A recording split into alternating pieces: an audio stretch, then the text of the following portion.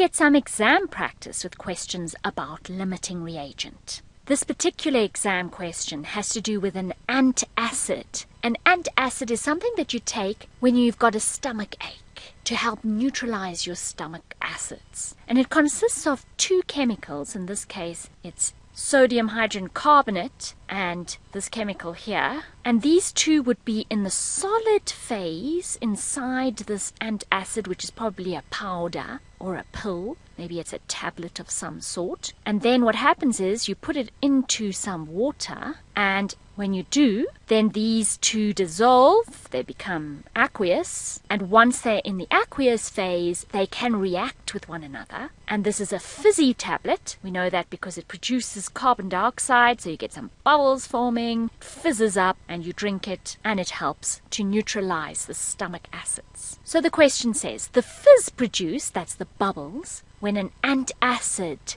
dissolves. So here you have tablet, an antacid tablet, and it dissolves inside water. And that fizz is caused by the reaction between sodium hydrogen carbonate and citric acid. That's the name of the other reactant, citric acid. You find it in lemons as well. Now we have a certain antacid that contains 1,8 grams of citric acid and 3,36 grams of sodium hydrogen carbonate. And we dissolve that in some distilled water, 100 centimeters cubed. And here we have the balanced reaction for what's happening there. So we have the citric acid reacting with the sodium hydrogen carbonate. Yes, there you're getting the bubbles forming, which is the reason for the fizz. And our question is, number 1, calculate the number of moles of the sodium hydrogen carbonate that you have in this particular antacid. Remember that it has 3,36 grams of sodium hydrogen carbonate. So this is actually a very easy question. We simply need to convert the number of grams that we've given into moles. How many moles of sodium hydrogen carbonate is the same thing as 3,36 grams of sodium hydrogen carbonate? So we need to know the molar mass of sodium hydrogen carbonate. We go to the periodic table, sodium 23, hydrogen 1, carbon 12, and then 3 times 16 for oxygen. 84 grams per mole. So it might not be obvious to you whether you must multiply 3,36 by 84 or divide. If it's not obvious, make use of the unit factor method to help you. We know that we need gram sodium hydrogen carbonate at the bottom to cancel that away, and moles of sodium hydrogen carbonate at the top. And we know that the molar mass is 84 grams per every 1 mole. So that tells us we need to divide 3,36 by 84, not multiply. So the answer to question 1 is 0,04 moles of sodium hydrogen carbonate. We've simply converted 3,36 grams of sodium hydrogen carbonate into its equivalent number of moles. Number 2 is a bit more difficult. We need to determine which substance is the limiting reagent. Remember, limiting reagent is the reactant that produces less of the product if all of it is used up. So the first step is to determine the mole reacting ratio for this reaction. That's very easy. We just get it from the coefficients of the balanced equation. 3 moles of sodium hydrogen carbonate are needed for every 1 mole of citric acid to produce 1 mole of that chemical, to produce 3 moles of carbon dioxide and 3 moles of water. Now, in actual fact, I can be a bit lazy because remember, to determine limiting reagent, we need to know which of these 2 reactants will produce less product. Now, we only need to choose 1 product to check this out. We could choose any product. I'm going to choose carbon dioxide as my product that I'm going to use to check which of these 2 is the limiting reagent. We would get the same answer about which is the limiting reagent, whichever one we chose. But I'm just going to choose carbon dioxide. So I don't need to include the others in the reaction ratio. That particularly saves me time when I must now convert this mole ratio into a mass ratio, because I don't need to work it out for these other products So I need to ask myself, 3 moles of sodium hydrogen carbonate, how many grams is that?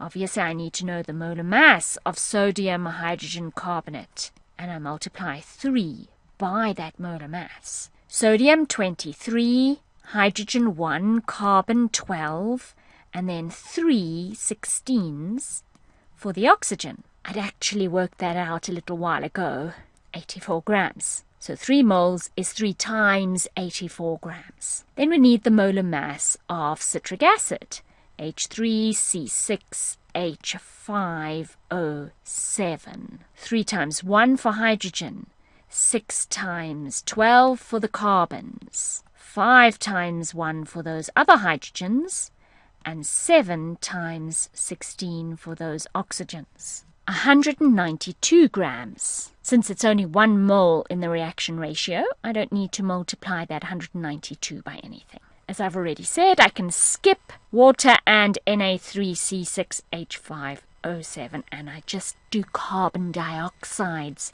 mass reacting ratio. So I need to know 3 moles of carbon dioxide, what is their mass? Molar mass of carbon dioxide, 12 for the carbon, 2 times 16 for the oxygen, 44 grams per mole.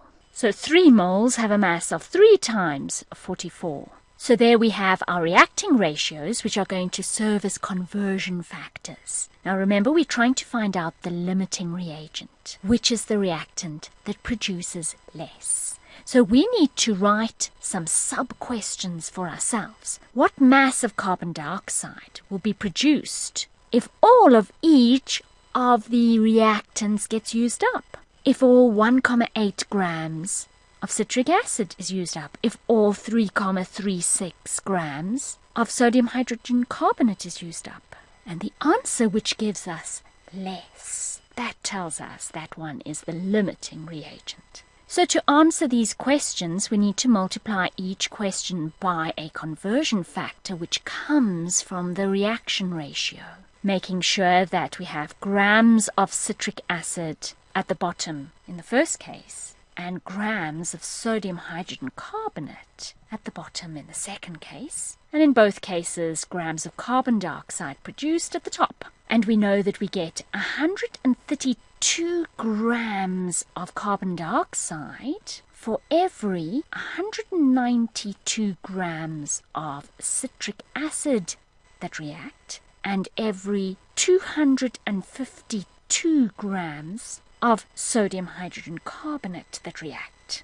So that gives us 1,24, calculator says 1,2375, I'm rounding off, 1,24 grams of carbon dioxide produced if all of the citric acid gets used up, and 1,76 grams of carbon dioxide produced if all of the sodium hydrogen carbonate gets used up. So, of course, 1,24 is less than 1,76, telling us that it's the citric acid which is the limiting reagent. Question 3 asks us to calculate the mass of the reactant in excess. The reactant in excess is the opposite of the limiting reagent. We've just seen that citric acid is the limiting reagent, and that tells us that sodium hydrogen carbonate is the reactant which is in excess. So we are asking, what's the mass of sodium hydrogen carbonate that is in excess? In other words, we started with a certain amount of sodium hydrogen carbonate, and some of that got used up, and some of it got left behind. And we want to know what's that got left behind. We know that 3,36 grams was how much we had at the beginning. So we need to ask ourselves, first, well, how much was used up? And then once we know that, then we can use 3,36 grams, which was what we started with, minus the amount that was used up to find out, well, what is left over at the end.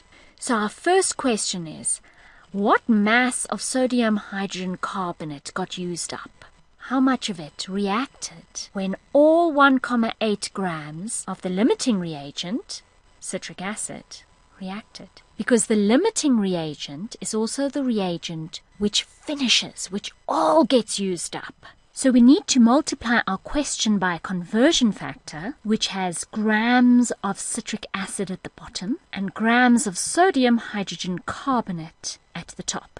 And we get this from the reaction ratio. We know that 192 grams of citric acid is needed every time 252 grams of sodium hydrogen carbonate is needed, which tells us that 2,36 grams of sodium hydrogen carbonate would have been needed to react with 1,8 grams of citric acid. So that's how much of the sodium hydrogen carbonate actually reacted. And our question is, how much was left over at the end? So we know that we started off with 3,36 grams of sodium hydrogen carbonate. And then 2,36 grams of that sodium hydrogen carbonate reacted during the reaction. And what this question here is asking is how much of sodium hydrogen carbonate was left over at the end of the reaction. So that must be the original amount, 3,36 grams, minus the amount that got used up, 2,36 grams. And the difference gives you what's left over, and that's 1 gram of sodium hydrogen carbonate. Question 4. Calculate the mass decrease of the beaker contents on completion of the reaction. Now, why should the mass of the beaker contents decrease? Remember that we're putting these two chemicals that are inside the antacid, citric acid and sodium hydrogen carbonate, we're putting them into water, and as we do so they dissolve, they turn into the aqueous phase, and because they're in the aqueous phase they can now react. As they react, they produce carbon dioxide, which is a gas. That gas escapes, it bubbles up, that's why we get a fizz. And if the carbon dioxide escapes, its mass is no longer inside the beaker contents, so the beaker's contents get lighter.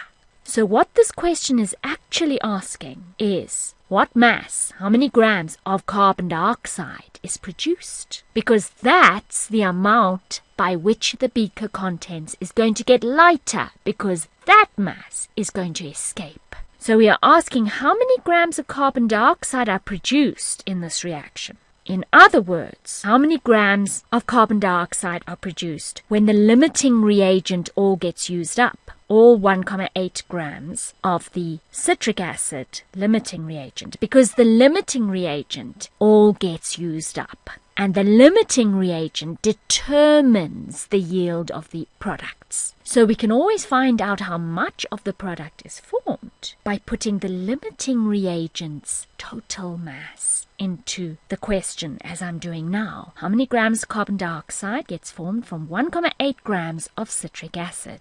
And we need to multiply that question by a conversion factor, which comes from the reaction ratio. Reaction ratio has to have grams of citric acid at the bottom to cancel that away, and grams of carbon dioxide at the top. And we know that we produce 132 grams of carbon dioxide every time 192 grams of citric acid reacts. And our calculator gives the answer as 1,2375. We round that off to 1,24 grams of carbon dioxide produced. And that's the mass decrease of the beaker contents, because that's the mass that escapes into the air, making the beaker lighter.